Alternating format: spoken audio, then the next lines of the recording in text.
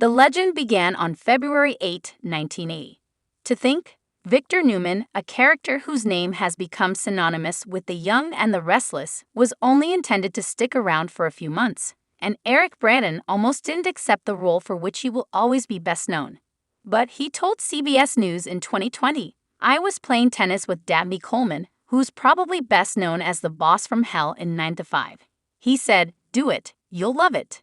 Braeden did, and eventually, indeed he did love it. Not only that, but thanks to the duality with which late, great head writer William G. Bell imbued Victor, he quickly became not just a villain that the audience hated but an anti-hero that they loved to hate. He is on one hand tough, ruthless, his portrayer told CBS. But he's also vulnerable. He wants to be loved, and he wants to love, but he can't really. More, young and restless through the years, rare photos and memories. That push/pull between the opposing forces within Victor has kept young and restless viewers hooked for more than 4 decades now. You can watch his interview in full below. Please subscribe to my YouTube channel. A rough start. Prior to joining the CBS soap, the German-born Hans-Georg Gudegast had already made quite a name for himself in Hollywood, starring in primetime series such as The Rat Patrol from 1966 to 68 and movies like 1970's Colossus.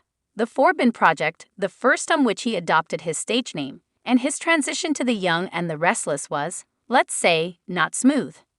"I hated it the first 3 months," he told the Archive of American Television in 2016, "because of the enormous speed, and because what was endemic in daytime television was a lack of respect for the medium by everyone who's involved with it except for Bill Bell."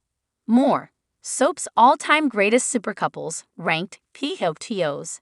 Braeden couldn't understand the atmosphere into which he'd been plunged. It was hard work about which it felt like no one cared. "I wanted out after 3 months," he said, and after Bell convinced him to sign on for a full year, the future Emmy winner was so depressed, "I said, I gotta get out of here."